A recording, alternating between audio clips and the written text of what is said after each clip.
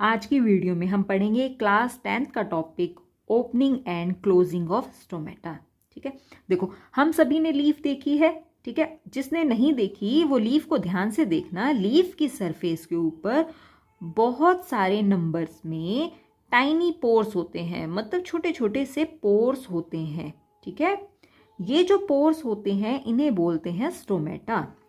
There are large number of tiny pores on the surface of leaves. These tiny pores called stomata. ठीक है, जब leaf के ऊपर देखेंगे तो डॉट डॉट्स ही दिखाई देंगी। ठीक है, लेकिन जब इन डॉट डॉट्स को माइक्रोस्कोप में देखते हैं तब ये कुछ इस तरह के दिखाई देते हैं। ठीक है, तो ये क्या है? स्टोमेटा। ये स्टोमेटा की स्ट्रक्चर है। अब देखो सेंटर में ये होता है स्टोमेटल पोर। सेंटर में ये है स्टोमेटल पोर और स्टोमेटल पोर के दोनों तरफ होती हैं गार्ड सेल्स। ठीक है, दो गार्ड सेल्स होती हैं, एक गार्ड सेल ये है, दूसरी गार्ड सेल ये है, और गार्ड सेल्स के ऊपर प्रेजेंट होता है क्लोरोफिल। ठीक है, और ये है सब्सिडरी सेल्स, इन्हें बोलते हैं सब्सिडरी सेल्स। अब यहां पर देखो, the stomatal pore is surrounded by a pair of guard cells. ये स्टोमेटल पोर है और इसको किसने सराउंड कर रखा है? दो गार्ड सेल्स ने। ठीक है, एक गार्ड सेल ये है, दूसरी गार्ड सेल ये है। अब देखो, opening and closing of stomatal pore is controlled by guard cells. ये स्टोमेटल पोर है, इसकी ओपनिंग एंड क्लोजिंग इसको कंट्रोल करती हैं ये दोनों गार्ड सेल्स। फर्स्ट हम पढ़ेंगे क्लोज स्टोमेटा, इसे क्लोजिंग ऑफ स्टोमेटा भी बोलते हैं। देखो इस डायग्राम में देखो, इस डायग्राम में ये जो स्टोमेटल पोर है ये अभी ओपन है। ठीक है, हमें क्या पढ़ना है कि जो ये स्टोमेटल पोर है ये क्लोज कैसे होता है, अभी हम ये पढ़ रहे हैं। ठीक है, अब यहां पर जो ये स्टोमेटल पोर है इसके दोनों तरफ हैं गार्ड सेल्स, और गार्ड सेल्स ही स्टोमेटल पोर की ओपनिंग एंड क्लोजिंग को कंट्रोल करती हैं। अभी जब ये देखो, जब ये स्टोमेटल पोर ओपन है तब इन गार्ड सेल्स में होता है वाटर।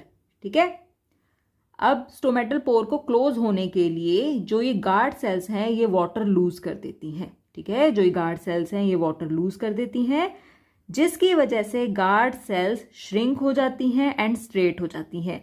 जैसे ही गार्ड सेल्स श्रिंक होंगी और स्ट्रेट हो जाएंगी वैसे ही ये जो स्टोमेटल पोर है ये क्लोज हो जाता है।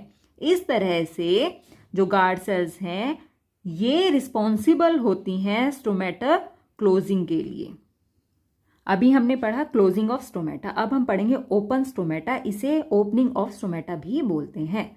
अब देखो ये इस डायग्राम में जो स्टोमेटल पोर है ये क्लोज है क्योंकि गार्ड सेल्स ने वाटर लूज कर दिया था। ठीक है, अब गार्ड सेल्स में जब वाटर आ जाता है, मतलब जब गार्ड सेल्स वाटर एब्जॉर्ब कर लेते हैं तब ये गार्ड सेल्स स्वेल हो जाते हैं एंड कर्व्ड हो जाते हैं। इस डायग्राम में देखो जो ये गार्ड सेल्स हैं ये स्वेल होने की वजह से कर्व्ड हो गए हैं, जिसकी वजह से स्टोमेटल पोर ओपन हो जाता है।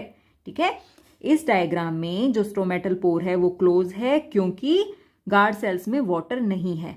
ठीक है, लेकिन जब गार्ड सेल्स ने वाटर एब्सॉर्ब कर लिया उस टाइम पर जो गार्ड सेल्स हैं ये स्वेल हो गए, क्योंकि इनके अंदर वाटर आ गया तो ये स्वेल हो जाएंगे। जैसे ही गार्ड सेल्स स्वेल होंगे तो इनकी जो शेप है वो कर्व हो जाएगी, जिसकी वजह से जो स्टोमेटल पोर है ये ओपन हो जाएगा। ठीक है, देखो यहाँ पर सेम चीज लिखी हुई है, when water flows into the guard cells they swell become curved and cause the pore to open.